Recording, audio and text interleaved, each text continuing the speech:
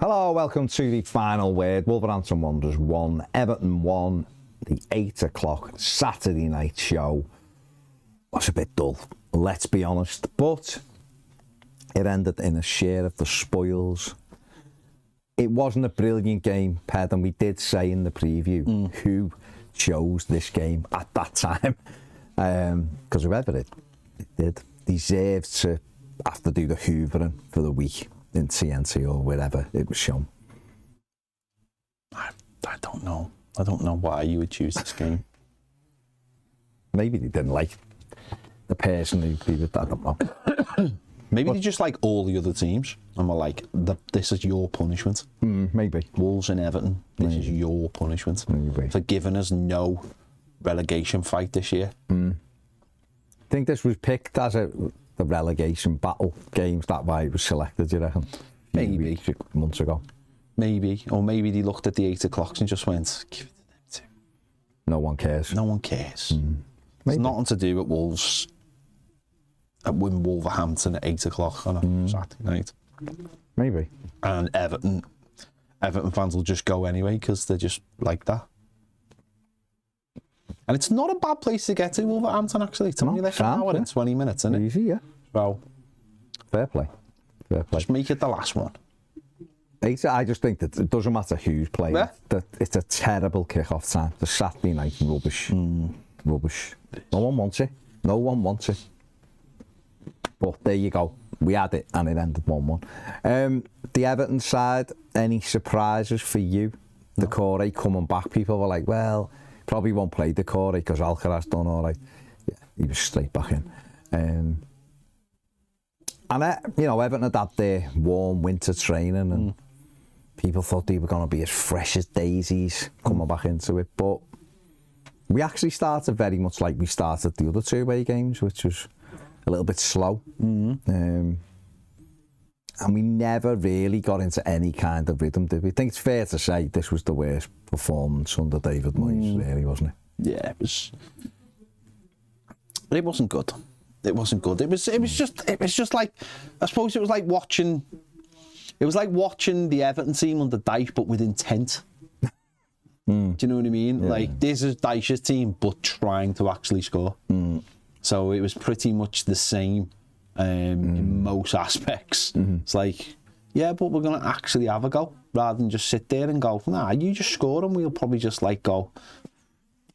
So yeah, I mean, it's not going to be remembered, is it? It's not one of those games that's going to be remembered. It's going to be like, what did we get at? What score was it at Wolves last season? You know what I mean? There's like nothing will make this game stand out whatsoever, and that's football. Sometimes it shouldn't always be high-end drama and worrying about every single game and losing your mind about every single game.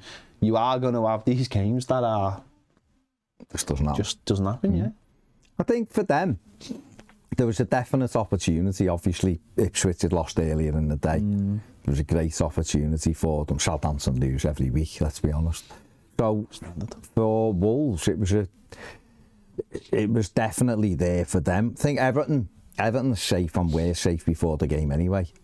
But for Wolves, it was still a little bit too close for their liking for the other teams.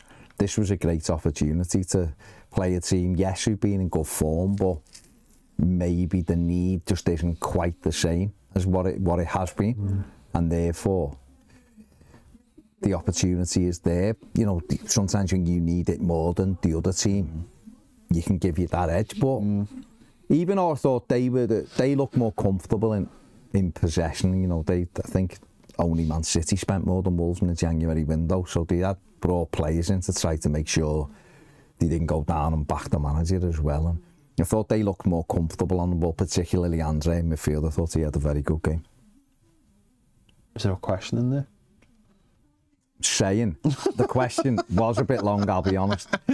It was an opportunity for them, and their need was greater than Everton. So I expected a bit more from I think at this time of year, this is where sort of teams who were in the mix start to pick up points because teams are drifting. Teams have got less to play for.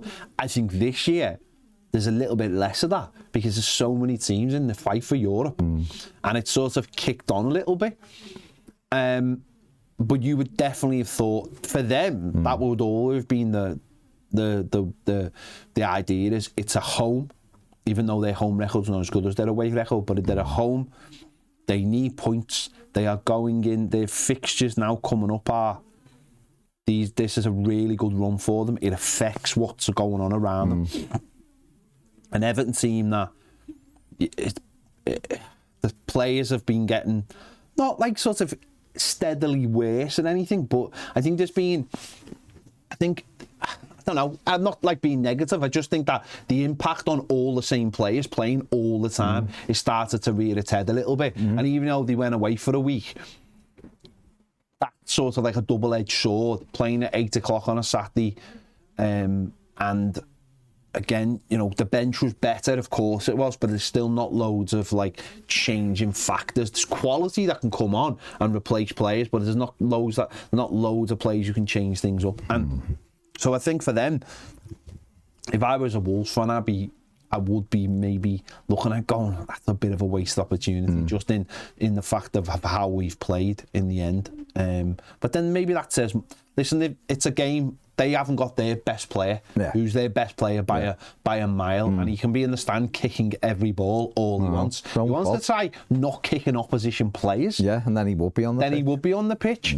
But like, yeah, I think they'll look at it thinking that would have been that's an opportunity that also gets them closer to us. So that's a mental thing of like you can close that gap a little bit. Yeah, I think if I was a Wolves fan, I'd have been really disappointed that it'd been the other way around. You know, Everton were in that position and we had Wolves who were above us, but looked safe, and it was like they don't need it as much as us, and we're at home. You would be. Because I thought they knocked it round quite well, and I don't mind Strand Larsen. I think he's done really well since this season for them. We had a look at his numbers last week and they're not bad, but he was garbage. Yeah, he didn't have a good game. And he's just come back, but you're right, without Matthias Cunha, they're not quite the same from an attacking perspective. And then that's why, for us, we just couldn't get into it. Like the ball, we got Betto in round the corner, didn't we, early on, and the lad slipped. And I think Betto, saying this, when you're a striker and you get these moments where a defender slips, the best strikers still do things at a pace. They realise what's around them. And sometimes you look and a forward will slow the game right down and they just take the time and put it in. But that's because their awareness is there. And I think sometimes with Betto, and I'm trying to drum this into bloody my lad, is that when you've got away from someone, they're going to come back at you. And Betto still has that thing. If the lad slipped, I don't know whether you remember it was a great, I think it was Brien or Taka. He bent it down, and he got it. It was a great run, brilliant run. He got in, the lad slipped, and he's running in, and he slows down so much that he gives the lad the chance to get back up. And in the end, he kicks it out. He doesn't even get a corner. And it's like if you'd have picked your head up quickly and threw it across, I think Harrison was in there as well, the corner. And it's like those moments come and go, and your best strikers seize on them moments, don't they? And he just looks to me a little bit like the Brentford game still on his head because he missed them chances. It's still in his head, where everything was all relaxed up until that Brentford game. But the reality was we couldn't get him in enough. I thought the lad I'm going to butcher his name now, but I should look it up. The big centre half they brought in, he come back from injury.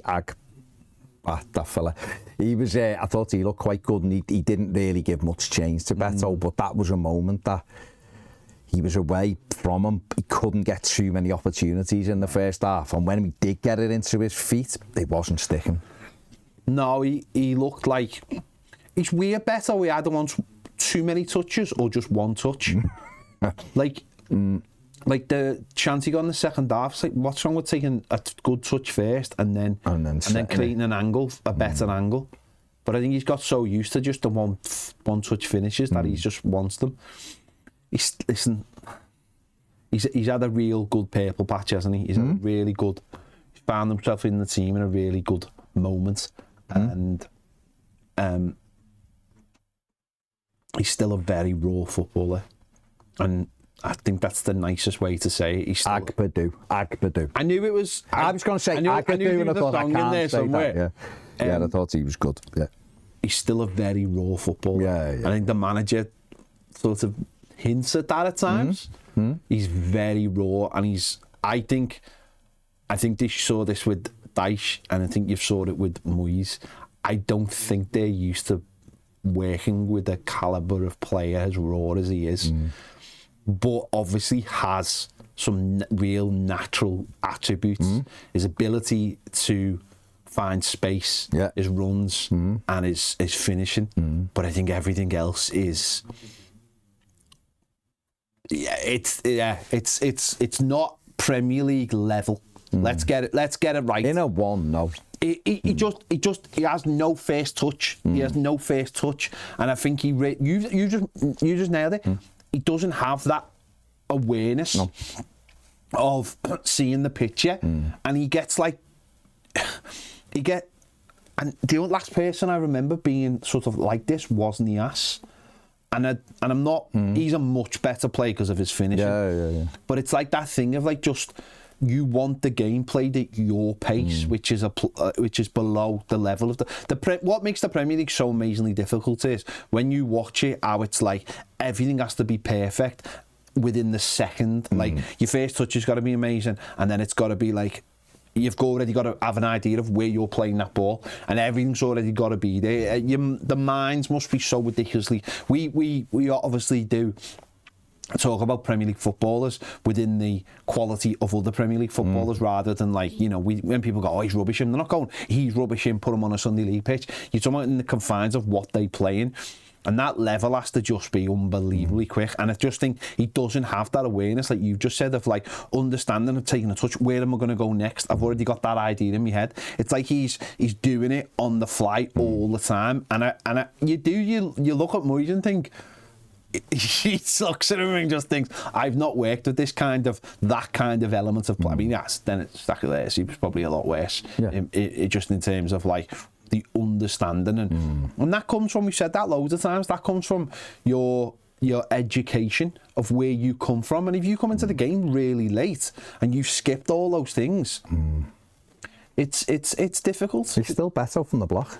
He is though. He's still like the raw player, very, very raw. It's about the coach.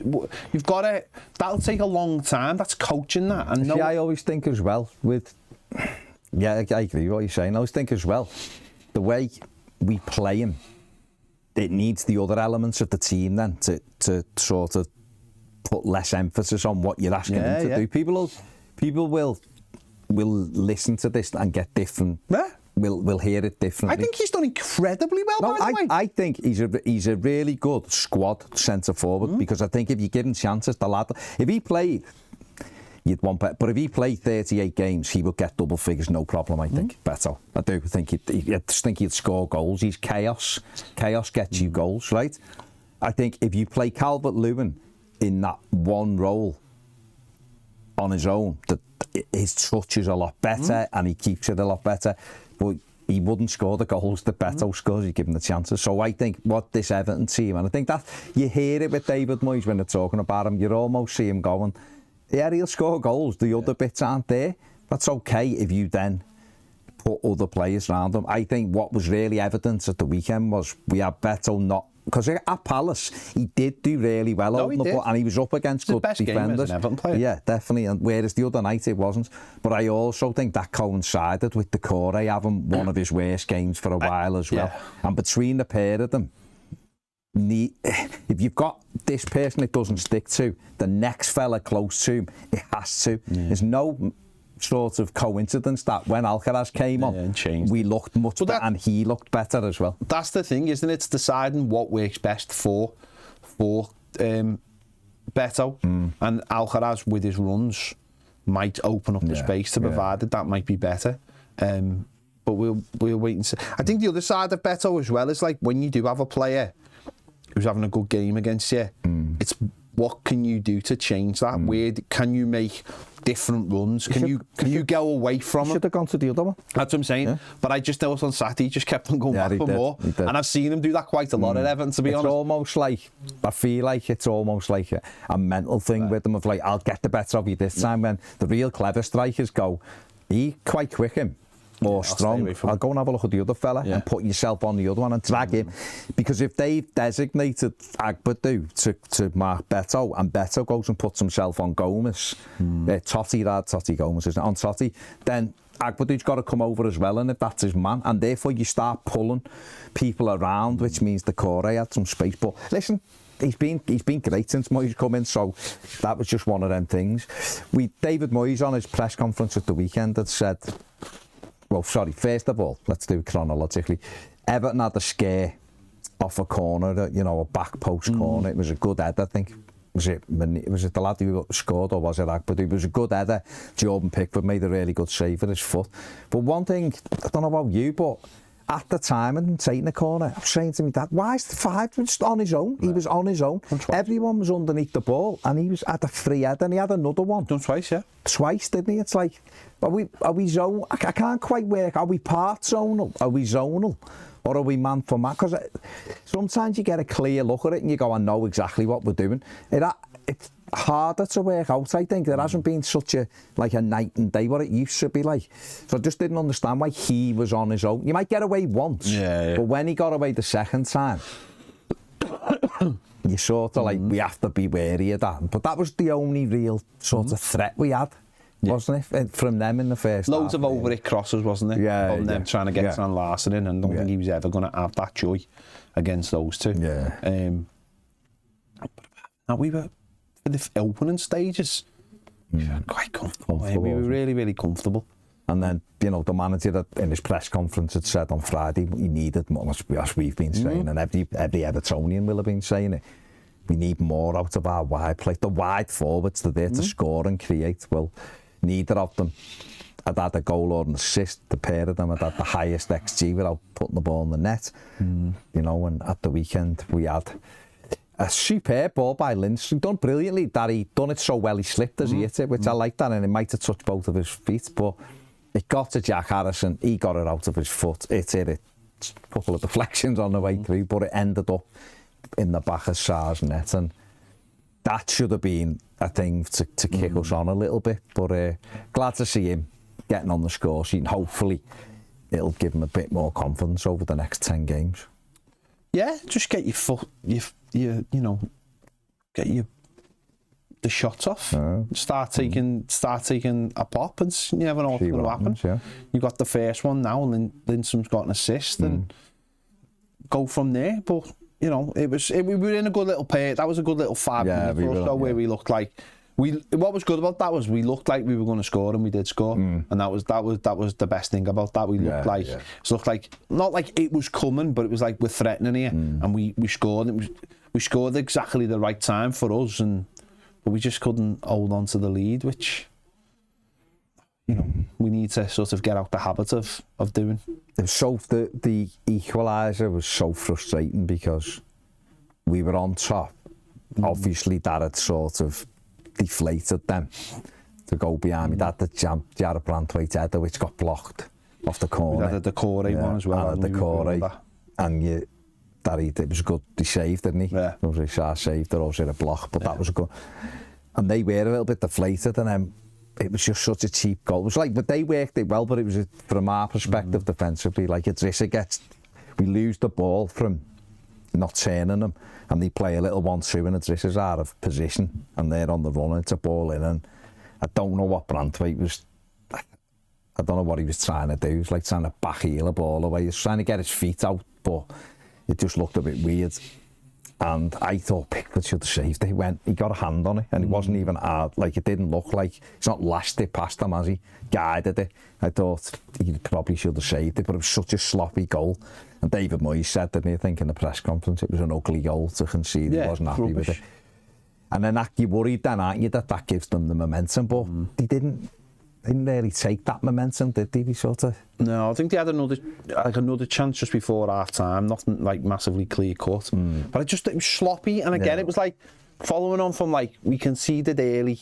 They got into the derby. Obviously, it was quick equaliser. Yeah. And then obviously we've given up a couple at Man United, and we've changed the style of play to be a bit more attacking.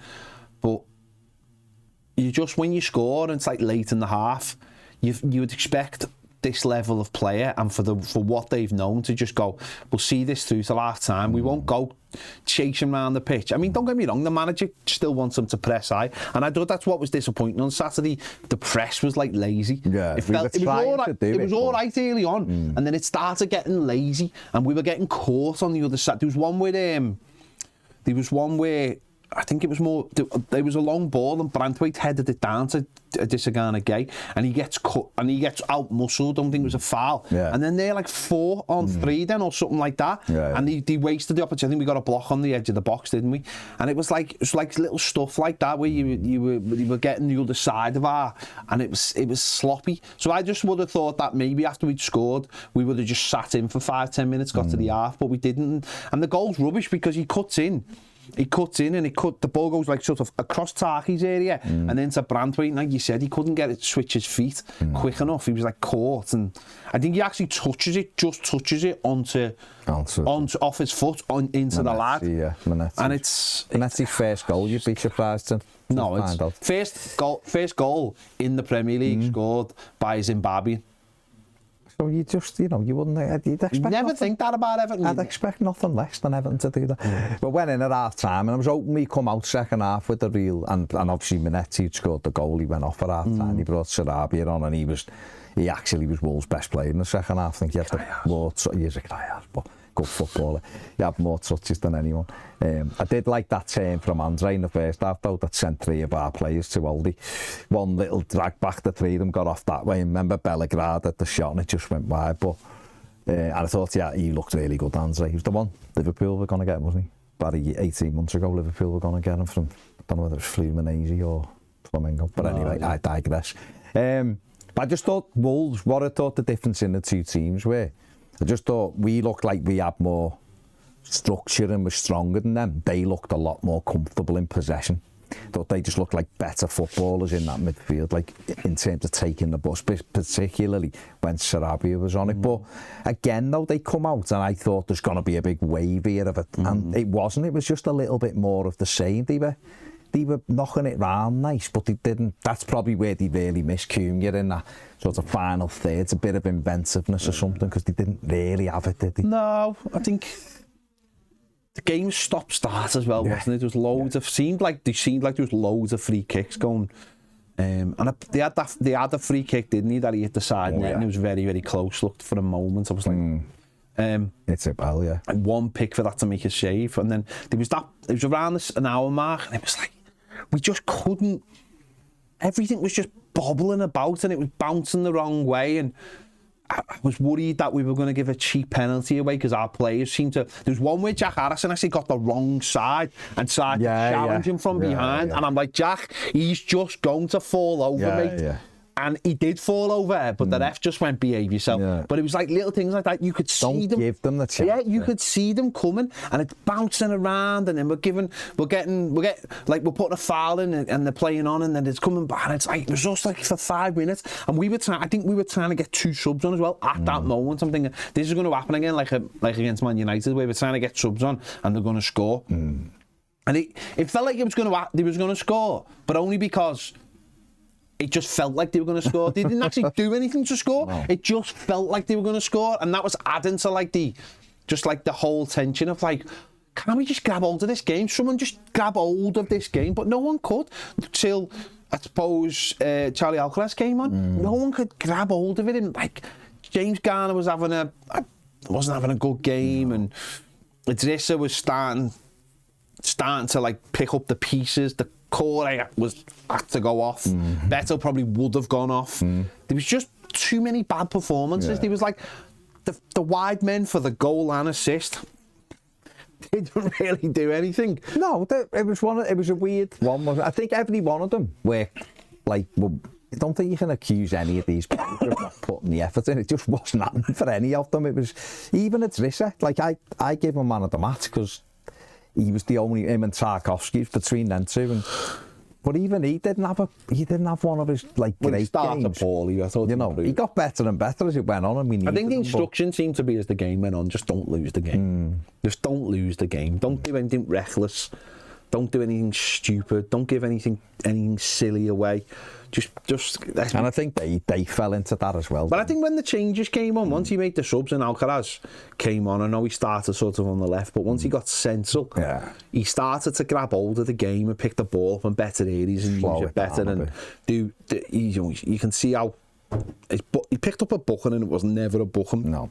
But it was a booking basically that he got because he was on it. I mean, it's mad, isn't it? One of their players literally goes up and looks like he's going to knock the referee out. Oh yeah, what was that? I know what. Like, it's like I said that Leon thingy Fonseca's just been given a 9-month ban for less than he what looked like he was going to knock. He had a look in his eye. I'm just going to smash you off. I don't know what it is about Wolves, but the red mist, wasn't it? Yeah, the referee. Weird. Really? And then Alcaraz didn't barely do anything, and he gets it's weird, same punishment. But yeah, he come on and he offered us something, didn't he? At least. But that was, I mean, Pickford had that one save to make him think Stan Larson wasn't he? Save with his leg, which really was a really good save.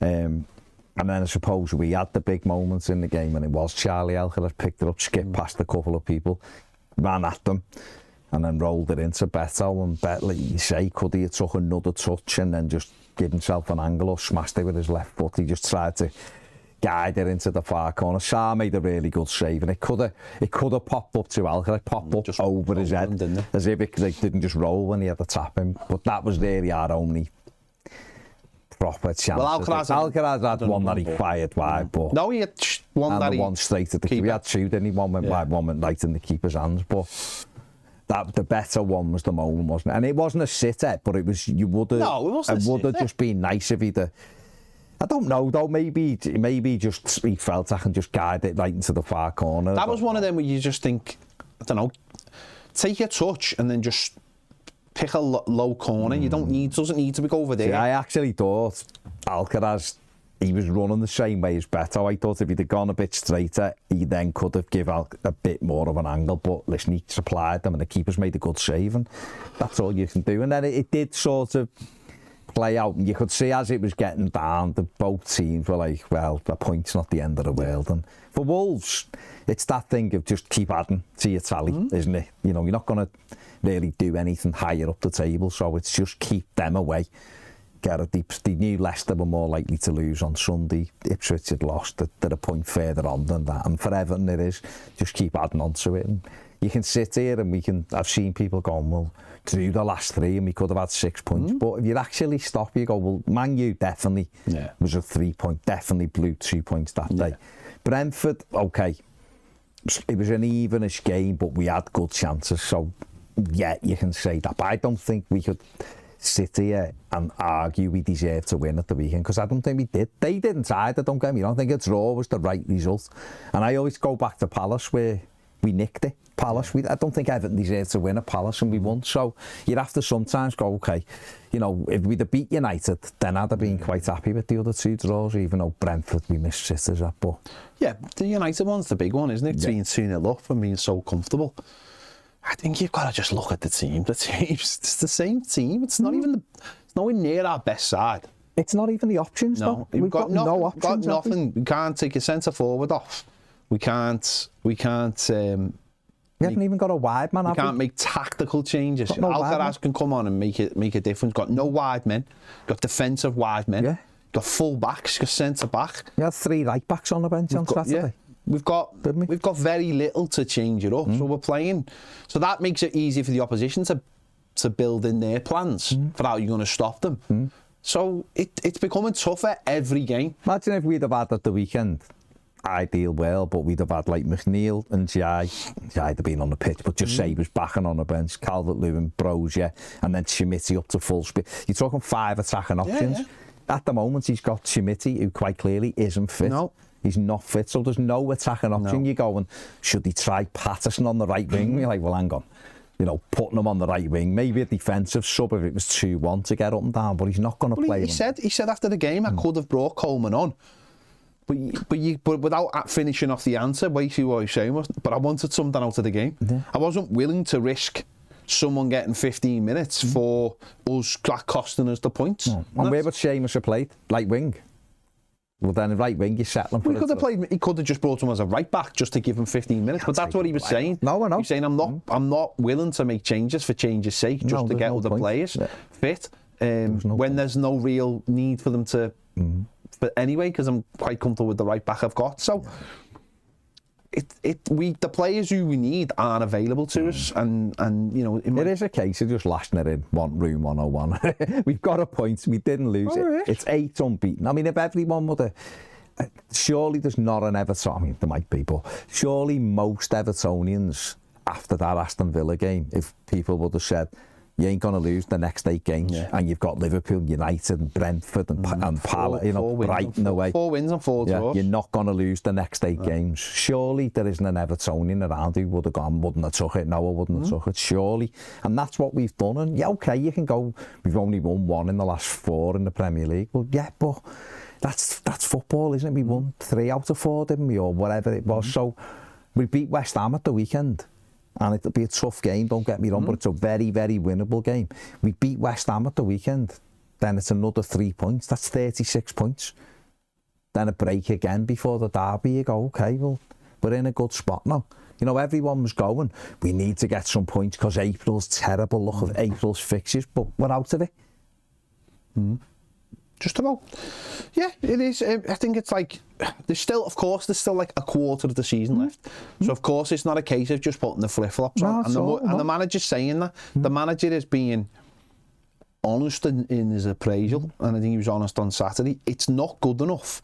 And some of these players aren't good enough and will have to prove themselves if they want to be in next season. The wide men, some of the squad players, some of the players who start in the game, they're not going to be in next season. If he has his way, and of course if he has the finances to stretch that much, they're not going to be in next season. It's about building a better team. This hopefully is not going to be the team next season. And it wouldn't be, would it? The next 10 games are obviously important for Everton to.